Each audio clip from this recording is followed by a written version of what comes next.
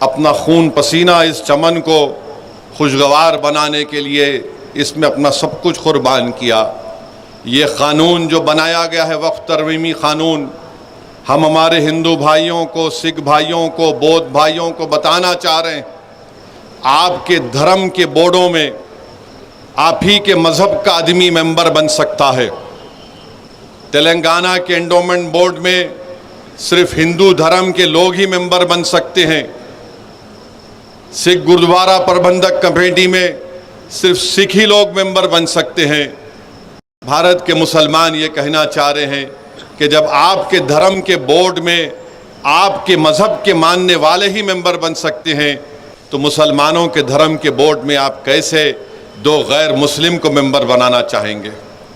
हम यही कह रहे हैं कि आपके धर्म के बोर्ड में लिमिटेशन का कानून लागू नहीं होता है। लिमिटेशन के कानून का मतलब यह है कि अगर नलगुंडे में किसी एंडोमेंट की या मंदिर की या मूर्ति की जायदाद पर अगर कोई कब्जा करके 25 साल से भी बैठा है तब भी वो मालिक नहीं बनता। मोदी ये कह रहे हैं कि अगर मुसलमानों की वक्फ की जायदाद पर कोई काबिज होता है, उसको सिर्फ 12 साल दिखाना पड़ेगा कि वो काबिज है, तो मैं उसको मालिक बना दूंगा। बताइए आप कौन सा इंसाफ है ये? आप बताइए कैसा कानून है ये कि हमारे मुल्क में आदिवासी लोग रहते हैं और आदिवासी लोग मुसलमान भी हो सकते हैं। पार्लियामेंट में कांग्रेस पार्टी से लक्षद्वीप से एक मुस्लिम एमपी है, हमदुल्ला सईद उनका नाम है, मुसलमान है, आदिवासी हैं, ट्राइबल हैं। उनके वालिद 9 मरतबा के एमपी थे कांग्रेस पार्टी से, राज्यसभा के, लोकसभा के डिप्टी स्पीकर भी थे। आपने कानून बना दिया कि शेड्यूल 5, शेड्यूल 6 में कोई वक्फ की प्रॉपर्टी नहीं दी जा सकती है, तो वो जो आदिवासी मुसलमान है क्या वो अपनी जायदाद को वक्फ नहीं कर सकेगा? क्या ये हमारे भारत की आईन के आर्टिकल 14 के खिलाफ नहीं है, आर्टिकल 15 के खिलाफ नहीं है, आर्टिकल 26 के खिलाफ नहीं है, आर्टिकल 29 के खिलाफ नहीं है? इस तरह का कानून बना दिया गया। उत्तर प्रदेश में, हरियाणा में, पंजाब में वक्फ इवैक्यू प्रॉपर्टीज है। जो लोग इस वतन को छोड़कर चले गए थे, उन्होंने कहा कि मैं वतन को छोड़ रहा हूं मगर मैं ये जायदाद अल्लाह को उसका मालिक बनाता हूं। तो मोदी ने क्या कर दिया, कहा कि वो सेक्शन को उड़ा दिया, आपने लिमिटेशन के सेक्शन को उड़ा दिया, वक्फ इवैक्यू प्रॉपर्टीज के सेक्शन को उड़ा दिया। अगर नलगुंडे में कोई वक्फ इवैक्यू प्रॉपर्टी है तो वक्फ की प्रॉपर्टी नहीं रहेगी, कलेक्टर उसका, गवर्नमेंट उसकी मालिक बन जाएगी। आप कहां से वक्फ को बचा रहे हैं बताओ?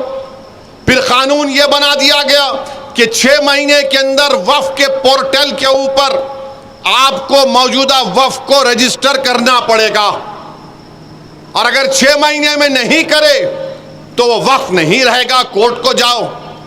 और अगर रजिस्टर करने गए तो कोई भी एक जोकर जाकर बोलेगा नहीं ये वक्फ की प्रॉपर्टी नहीं है, तो कलेक्टर साहब खाली इंक्वायरी लिखना उसके ऊपर, इंक्वायरी जैसा लिखे, जब तक इंक्वायरी मुकम्मल नहीं होती वक्फ की प्रॉपर्टी नहीं रहेगी। कलेक्टर साहब इंक्वायरी लिख देंगे और जो चीफ मिनिस्टर होगा उनको जाके बोलेंगे आखा आपका काम कर दिया, हम अपनी वक्फ की जायदाद से महरूम हो गए। आप कह रहे हैं कि नहीं कागज की जरूरत नहीं है, तो फिर सेक्शन 3 क्या है बताओ?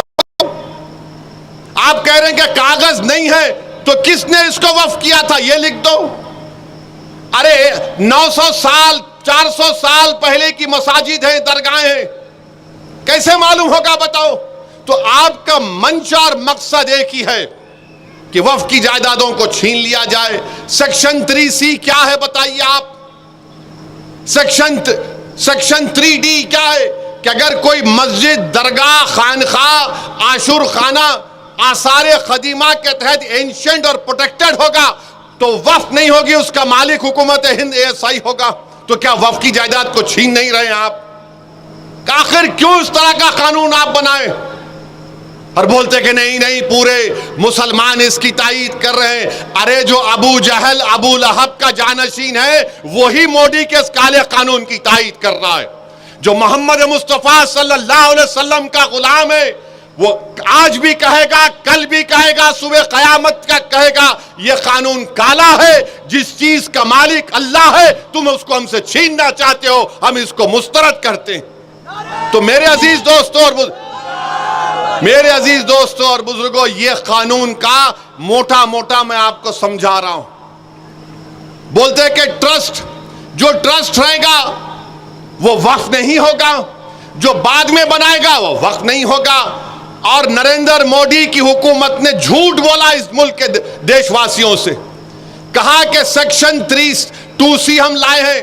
क्यों लाए हैं? कि हमारे खोजा भाइयों ने मुझसे आकर कहा, अरे मेरे भाई, खोजा भाइयों ने, मैं कमेटी का मेंबर था, हमारे खोजा भाइयों ने इस मुल्क के सबसे बड़े वकील को लंदन से लाया, जनाब हरीश साल्वे, किंग्स काउंसिल को लाकर उन्हें कहा कि इस कानून में हमारे बोरी भाइयों को मत रखो, बोरी भाइयों को हमको निकालो इस कानून से, क्योंकि हमारे पास दाइल मुतलक का कॉन्सेप्ट है।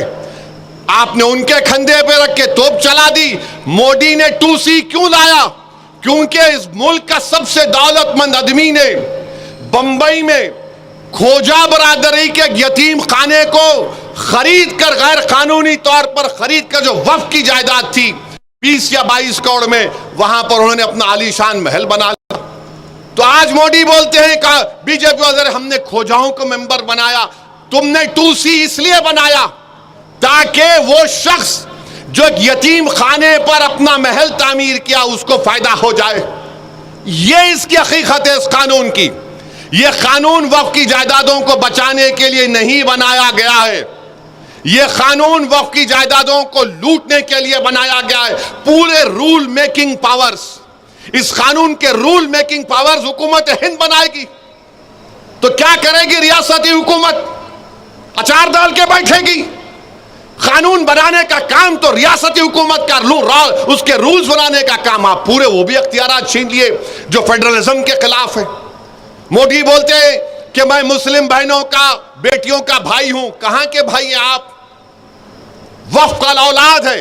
अगर कोई नलगुंडे में यह डिसाइड करता है, फैसला करता है कि मैं अब जिंदगी के आखिरी मरहले में आ गया हूं, मैं अपनी पूरी जायदाद को वक्फ का औलाद करता हूं, इसका मालिक अल्लाह होगा और इस जायदाद से जो फायदा होगा मेरी औलाद को उससे फायदा होगा, तो मोदी फजीलतुल शेख है,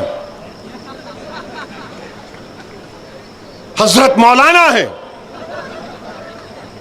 माने पूरे दुनिया के उलेमा एक तरफ, मोदी का इल्म एक तरफ। यकीनन हजरत इबलीस खुश हो रहे होंगे तुमको देखकर।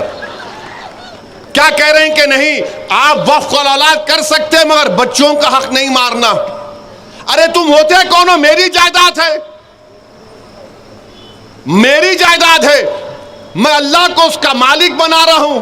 तो कहां बेटी, कहां भाई, कहां बाप, कहां मां?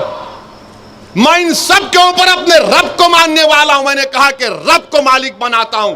तो मोदी बोल रहे नहीं, बेटी का हिस्सा नहीं मारना।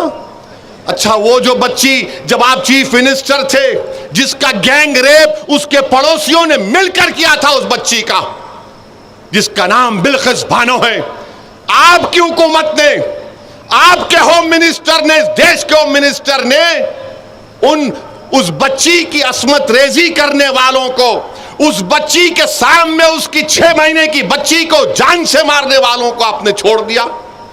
सुप्रीम कोर्ट ने उस पर रोक लगाई। क्या मोदी और बीजेपी के लोग बिल्किस बानो की आंख में आंख डाल के बात कर सकते हैं? नहीं कर सकते आप। अरे ये हमारी जायदाद है। आइन, हमारे आइन में आर्टिकल 300 क्या है जो हमको इख्तियार देता है हम किसको भी दें। हमारे हिंदू भाई जानते हैं, अगर हमारे हिंदू भाइयों के पास सेल्फ एक्वायर्ड प्रॉपर्टी होगी तो वो अपनी किसी भी, अगर 2 औलाद है तो एक को पूरी जायदाद दे सकते, या उनको भी नहीं दे के